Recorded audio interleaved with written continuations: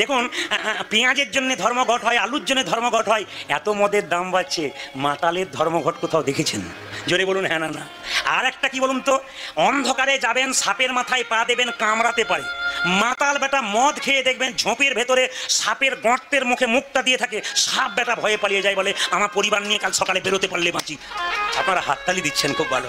তবে বলে রাখি, দাদা কিছু মনে করবেন না, যারা মদ টদ খান তার জন্য বলি, এদিকে তাকাবেন, যারা মদের দোকান করে বলে বেটাকে এবার আনলাম পরে বার আনবো না, এ আমার বিক্রি বন্ধ। না না না, আপনাদের যাদের করোনার সময় দেখবেন লোক ঘর থেকে বেরোতে পারছে না, আর দিব্যি লাইন দিয়ে দাঁড়িয়ে আছে, কেন বলুন তো? করোনা হবে হোক, কিন্তু খেয়েই হোক, তারপর যাওয়া হবে। কিন্তু একজনেরও হয় নাই, একটা মাতালেরও হয় নাই, অন্য লোকের হয়ে গেল, বেটাদের কোনো মতে হলো না। তো সবাই লক্ষ্য করুন, আমার দিকে তাকাবেন, যে যেখানে বসেছেন। যারা মদ খায় তাদের তিনটে লাভ হয়। এবার যারা খায় তারা বলছে বাহ দারুণ বলেছেন, আর যে খাবো খাবো করছে সে বলছে এবার বলুন আবার আমি শুরু করবো। মদ খেলে তিনটি উপকার কি? যে মদ খায় তার বাড়িতে চোর ঢোকে না, যে মদ খায় সে বুড়ো হয় না, আর যে মদ খায় তাকে কুকুরে কামড়ায় না। আপনার প্রশ্ন করবেন কিরকম, দুই চারজন বলছে তাহলে বুড়ো হবো না, কুকুরে কামড়াবে না, কোনোদিন আগে শুনে নাও কি করে হবে। তারপর স্বামী স্ত্রী এক জায়গাতে বসে আছে, খুব মাতাল। স্ত্রী আমাকে বললো আমার কাছে উনি বসবেন, একটু বলবেন যেন মানে না খাই। আমি যেই না বলেছি মদ খেলে তিনটে উপকার হবে, তখন স্বামীটা বলছে শুনে নাও কি বলছে, আমাকে বসালে শুনে নাও। তখন স্ত্রী বলছে আগে গোটাটা শোনো, তারপর বলো আমার শোনা হয়ে গেছে, আমি সব বুঝে নিয়েছি। লোক মানে পার্টি এরকম অনেক থাকে আর কি। স্ত্রীরা চাই স্বামীকে লাইনে আনবার জন্য, কিন্তু না এলে কি করবেন? কারণ শাস্ত্র বলেছে সংসার সুখের হয় পুরুষের গুণে। ঠিক ঠিক, দেখুন যে ঘুমোচ্ছিল সে উঠে গেছে। দাদা ভাইদের পক্ষে বলেছি, দাদারা বলছে বেশ বলেছেন, সংসার সুখের হয় পুরুষের গুণে।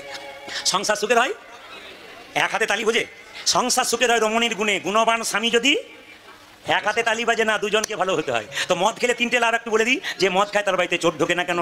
মদ খেতে খেতে লাংস, কিডনি, লিভার আস্তে আস্তে নিতাই গৌর হরিবল হয়ে যায়। আর যখন হয়ে যায় তখন এমন কাশি শুরু হয়, সন্ধেবেলায় শুরু হয়, সকাল পর্যন্ত বন্ধ হয় না। চোর ঢুকতে গিয়ে ভাবে বেটা জেগে আছে, ঢোকার দরকার নাই, পালা। এই এক নম্বর কারণ। আর দু নম্বরটা শুনে রাখুন, হ্যাঁ বুড়ো হয় না কেন? বুড়ো হবার চান্স পায় না, খেতে খেতে কম বয়সে হরিবল হরিবল। পার্টি দেখবেন সব জায়গাতেই আছে, এই একটি দারুণ জিনিস। আর কুকুরে কামড়ায় না কেন? দুটো কারণে। মদ খেতে খেতে দুর্বল হয়ে যায়, তখন হাঁটতে পারে না, লাঠি নিয়ে হাঁটে, কুকুর বলে পালাও, এটার হাতে লাঠি আছে। আর কামড়ায় না কেন? না দেখবেন মদ খেয়ে যারা পড়ে থাকে তার রাস্তাতে যত না পড়ে নর্দমার পাশে কত শুয়ে থাকে, আর কুকুরগুলো নর্দমার পাশে শুয়ে থাকে, ভাবে আমার প্রতিবেশী বটে, কামড়ানোর দরকার নাই, একসঙ্গে শুয়ে থাকি। যারা খায় তারা বললো বেটাকে কাল থেকে দিকে ধরে বলো রাধা রানী কি। হানি সিংকে দেখা পেলে বলতাম ভাই আবার অপরাধ নেবেন না, কি যুগ এলো। এইদিকে চুল কাটছে তো ওপরটা এরকম, সামনেটা চাঁচা।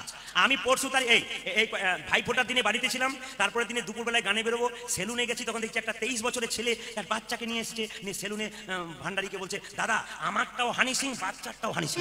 আমার ভাই এক কাজ করো, আমার জন্য আবার হানি সিং টানি সিং করে দিও না, কারণ এরকম চালিয়ে দিচ্ছে মেশিনে, আর সুন্দর হয়ে যাচ্ছে, আমার যদি চালিয়ে দেয় তো কিছু মনে করো তাহলে আমার গন্ডগোল আছে। হানি সিংকে দেখা পেলে বলতাম ভাই তুমি যে চান্স, তুমি যে ডিজাইনটা করেছো, আমাদের হিন্দু ছেলেগুলো সব ওইরকম ডিজাইন করছে, তুমি এবার পাল্টে দাও, তোমার মতো করবে। কিরকম? গোটা মাথাটা চেঁচে শিখিয়ে রেখে দাও, হিন্দু ছেলেগুলো সব মহাপ্রভুর দলে চলে। হানি সিংকে দেখতে পেলে বলতাম এখনকার ছেলে মেয়েরা এমন প্যান্ট শার্ট পরে উপর হয়ে প্রণাম করতে পারে না।